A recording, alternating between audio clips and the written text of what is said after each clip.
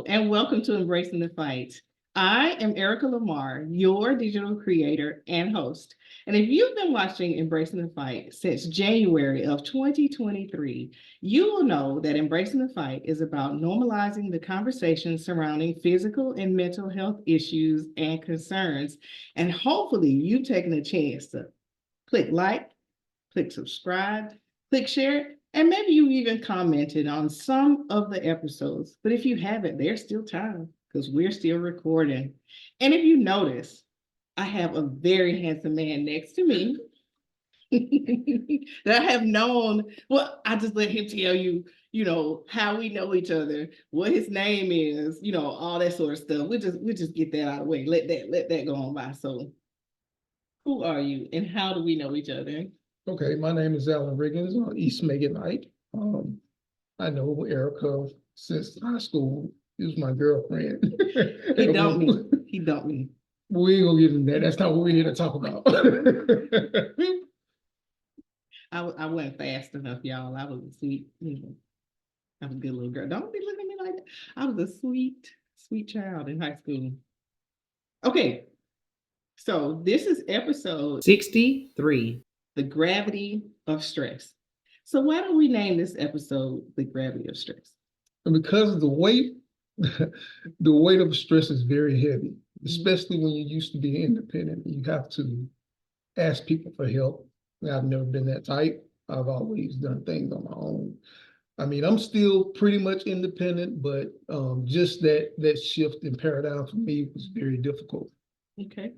And we were talking a little bit earlier. So you can't, tell on screen because look at him. Look at him. Looks like a movie star, right? Like got it all together.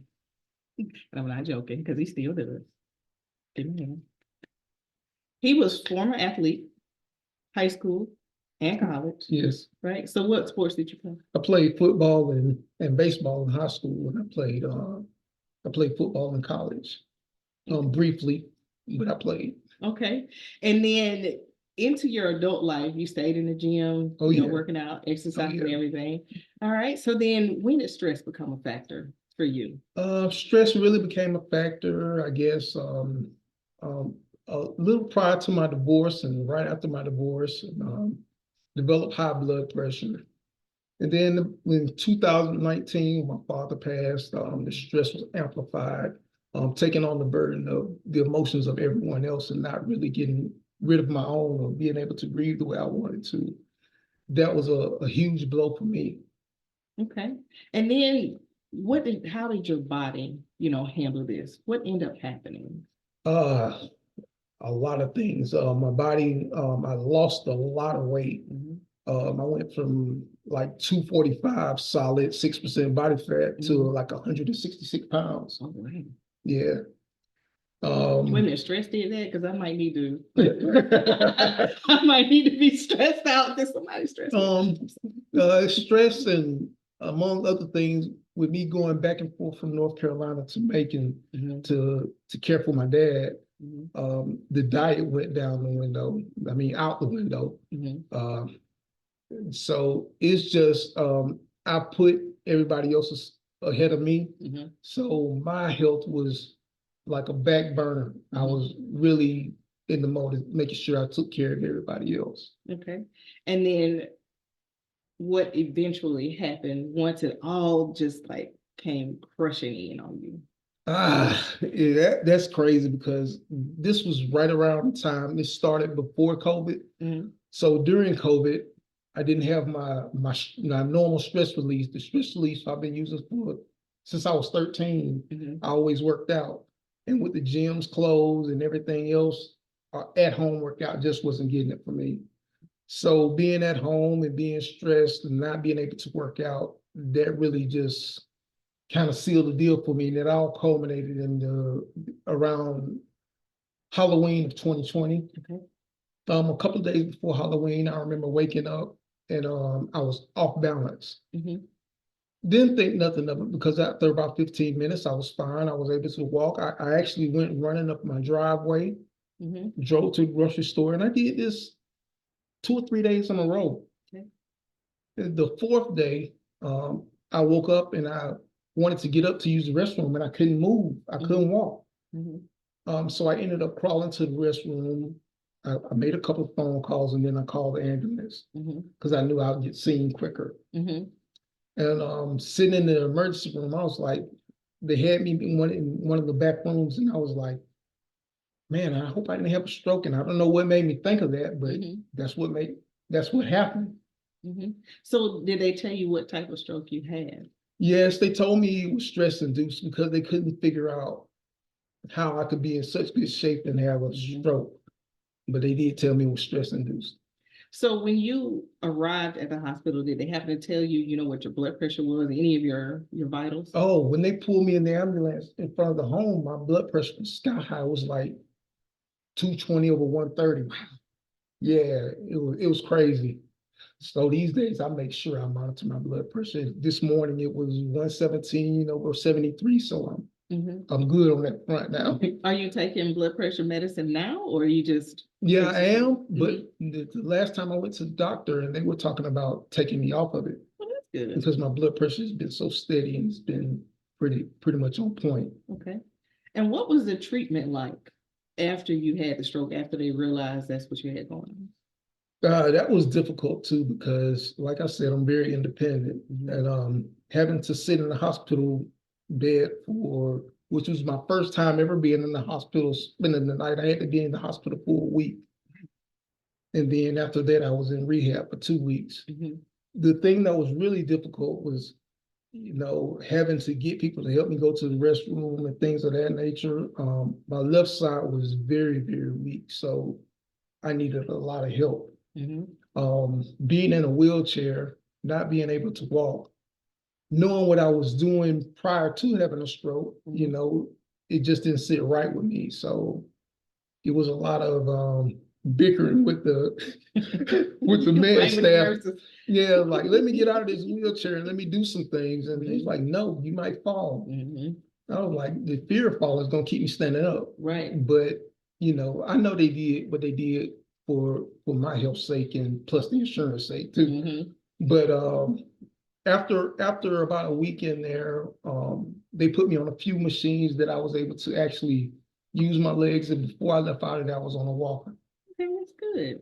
So, I mean, I'm just thinking back to the first time that I actually, you know, had surgery, and I kind of smiled because, you know, they were telling you were fall risk. They didn't tell me. They had a little sign, you know, outside my door.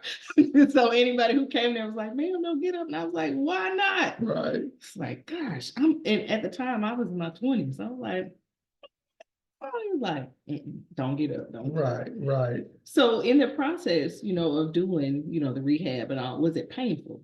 No, not painful at all. It was just the thing for me, I was a very high intensity trainer and I used to train people too. So the things they had me do felt kind of rudimentary to me. And it was like, okay, you got to give me a challenge. And it got to a point where before I left, I was extending the workouts and extending the training. They're like, you sure? I'm like, yes. I'll go back and go to sleep when I go to the room. And now, do you still have to do any physical therapy or anything like that? Not officially, but I do on my own. I have enlisted a chiropractor because I feel like my body's kind of out of balance. But I go to the gym faithfully 5 nights a week. Okay. And what do you mostly work on? Everything. One of them people jumping on everything. I have to. And what's interesting, so something that he didn't say, he was like a scholar athlete, very intelligent. So what was interesting to me is that, except for 4 days, you know, he's thinking about, you know, what's going on. His brain is still intact. You know, a stroke happens, you know, in your brain. So what were your thoughts like? Was your speech affected at all, or was your vision or anything like that affected? My vision slightly. What I did notice, things didn't come as quick to me as they normally do. That come old age. Nah, but this was different. This was different. I found myself at a loss for words on like simple subjects, you know what I mean? So that was kind of odd to me. I did type a little bit, and I found that after going through typing and then looking back at some of the messages, I would misspell a lot of words. And I was like, wow, that's not me. Right. And so did they do any MRI, CT scans, or anything like all that? that stuff as soon as I got in the hospital. Okay, so what did they tell you? They saw, other than the fact that you had a stroke, did they tell you at what portion of your brain it occurred? Did they? Because I know you were asking. Yeah, the stroke happened on the right side. That's why it affected my left. Okay. There were no major blockages. Mm-hmm. So that stress is crazy. So I guess that's what it was. All right. So what do you do now, to relieve stress so you don't have this occur again? I meditate daily. Okay. I take 5 minutes in the morning to meditate just to get my day started so I can start the day calm. Before I go to bed, I meditate. But also, since I work out at night, that gives me a chance to release any aggression I got. Any aggression I have in my system, I can push it out that way. It's so funny. So is there anything that you would tell someone right now who could potentially be having a stroke or dealing with so much stress, something they can do to potentially avoid, having a stroke? The number one thing, make sure you go to the doctor and get checked. Make sure your blood pressure is intact. Make sure your blood sugar is intact. Those are important, and you have to watch yourself. You have to take time out for yourself. You can't do it all. You can't pour from an empty vessel.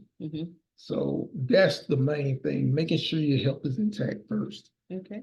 Things happen, but that's the best way that I know how to try to avoid a situation like this. All right. And what was your support system like? Because I know you mentioned, you lost your father, prior to, and this is what caused the stress to, go way above normal.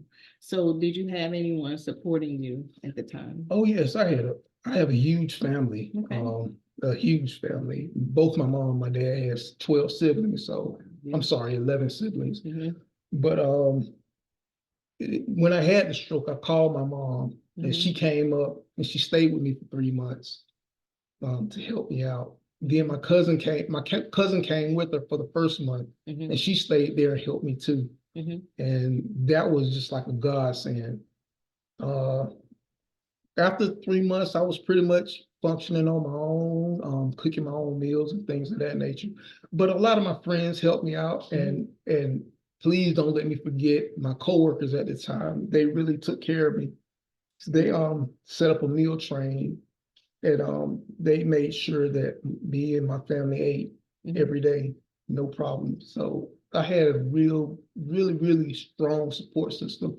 And I mean, the number of cousins have come through and help, even come up and clean my house and stuff like that. So, I mean, I've had some wonderful people in my life. That's great. So as far as work is concerned, what are you doing now? Are you still able to work, or are you doing, something else where you're an entrepreneur, you work from home? Has it changed? Well, yes, I retired early back in 2022. Okay. Right now, I'm working as an entrepreneur. I have a notary business, a digital marketing business, t-shirt business. So I'm doing all this different stuff, mainly because I want to leave a legacy for my daughters, something I can pass, because you can't pass down a job. Right, you can't. So I pass down a business, in which they're all 10% owners of my business. So I have 3 daughters. So yeah, that's nice. Okay. So when it comes to just everyday things, like stuff that you used to enjoy, you're able to do all those sorts of things now, or is it some things that you had to cut out? Well, right now I'm unable to run. I would love to be able to run. Me too. I'd love to be able to be running, somebody chasing me. I'd love to be able to run. That's one thing, taking for granted, that type of stuff. Okay. So what about like have you changed, what you eat? Have you gone 100% vegan or? Oh, no. I like hamburgers. I like meat. I like stuff like that. But what I do, I do make sure I cook a lot. My diet was pretty tight prior to my dad passing, and now I've just gone back to that. Not a lot of sugary drinks, you know. I drink 90% of things I drink is water. So it's like now I have a much more appreciation of the healthy aspect because I feel so much better when I do it. Okay. So yeah, that's pretty much it. I make sure I just went back to what I normally did prior to my father's passing. Yeah. Okay. Well, is there anything else that you'd like to share with the people on Embracing the Fight? That might be for another episode. Well, I don't know about that. No, I mean any encouraging words, anything like that. Well, encouraging words. I will say this. You know, no matter what you go through, because everybody goes through something. No matter what you think or how pretty their life looks online. Maybe lying.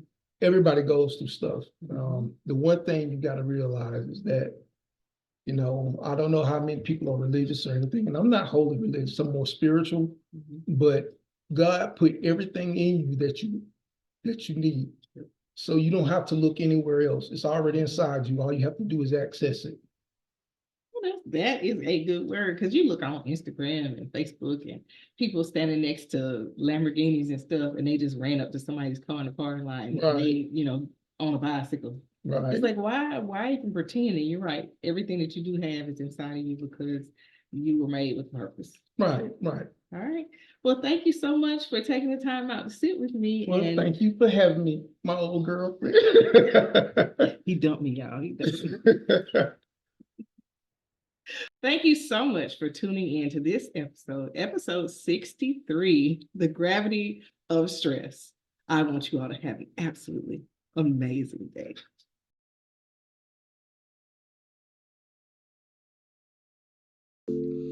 Thank you for allowing me time to share part of my story with you. Before I leave, I'd like to give you a phrase to help you recognize the signs of a stroke. The phrase is B FAST, and it's an acronym. B stands for sudden shifts in balance. E stands for sudden shifts in eyesight. F stands for face drooping. A stands for arm weakness or weakness in the extremities. S stands for slurred speech, and the T stands for time to call 911.